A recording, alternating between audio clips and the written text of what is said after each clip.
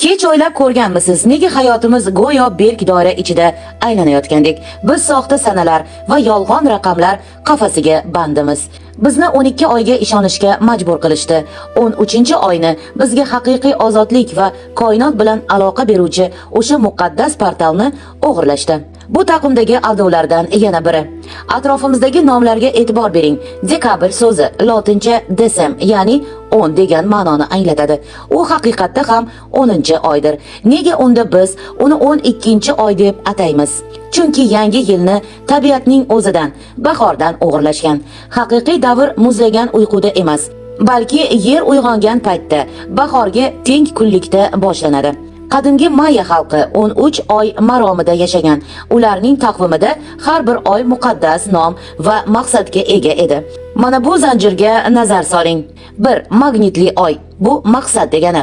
10. Planetar oy, ya'ni namoyon bo'lish degani. Bu bizning dekabr oyimiz. 11. Spektral oy. Bu ozodlik degani. Bu bizning yanvar oyimiz. Ya'ni birinchi emas, 11-oy. Yanvar oyi. 13 kosmik oy, huzurlik degani. Meni roliklarimni davomiy kuzatib borayotgan bo'lsangiz, albatta buni yaxshi bilasiz. Ya'ni bizda 12 emas, 13 ta burch mavjud ekanligini aytib o'tganman. Va mana shu bizdan berkitilgan 13-burch ilon tashuvchi, rus tilida zmiyanosets deymiz. Mana shu burch olamlar aro ko'prik va u aynan huzurlikka doirdir. Qadimgilarning 13 oy haqidagi taqvimi bo'yicha ma'nolariga qarab chiqadigan bo'lsak, birinchisi magnitli oy, maqsad degani. Ikkinchisi oyli oy, chaqiriq, sinov degani. Uchinchisi elektrli oy, bu xizmat qilish degan ma'noni bergan.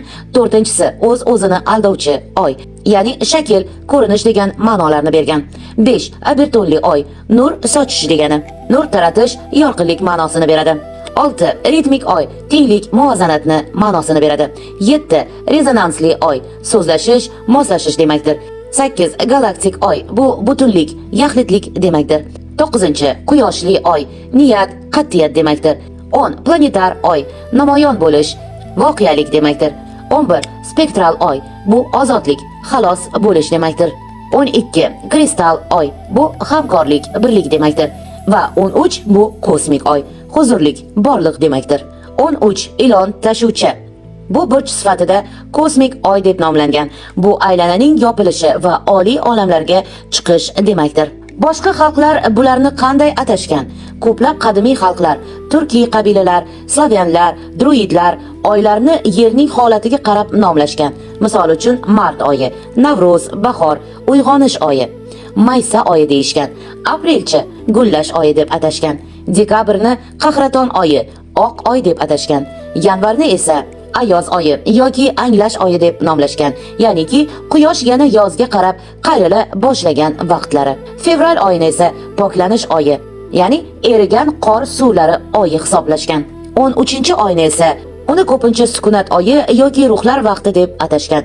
Bu yil yakuni bilan bahor o'rtasidagi oddiy hisobga kirmaydigan qisqa va muqaddas davr bo'lgan. Bo'lgan deyapman ammo bu bo'lib o'tib ketgan emas. Bu haligacha davom etayotgan. Bu haligacha shunday holatda bo'layotgan oylar hisoblanadi. Ammo farqi shundaki, qadimgi ota-bobolarimiz bular haqida yaxshi bilimga ega bo'lishgan. Bularni har birini o'z nomi bilan chaqirishgan. Umuman har narsani o'z nomi bilan chaqirishgan. Biz esa ularning haqiqatidan, hayotning haqiqatidan, borliqning haqiqatidan chetlashib, o'zimizcha yolg'on kalendarlarga berilib ketganmiz. Shuning uchun bular haligacha mana shunday holatda davom etib kelayotganidan ko'pchilik bexabardir. Shunday qilib, dekabr 12-oy bo'lib, yilning yakuni emasdir. Ya'ni u hali yilning davomi hisoblanadi. Yanvar oyi bu 11, fevral oyi 12, 13-oy esa mart oyi hisoblanadi. Ko'pincha yangi yil mart oyining o'rtasida kirib keladi. Hozirgi kunlarda esa mart oyining boshlariga surilgan. Osmon yerdan uzoqlashib borishining hisobiga sanalarda ham siljish yuzaga kelishi haqida aytib o'tganman. Shuning hisobiga yangi yil har yili har xil sanada kirib keladi. Shunday qilib yilda 12 emas, 13 oy mavjuddir. Ya'ni oy har kunlik o'zgarishdan tashqari har oyda bir marotaba o'zgarish qilib, yilda 13 marotaba o'zgacha turlanadi. Bu uning aylanma sikli 13 tadan iboratdir.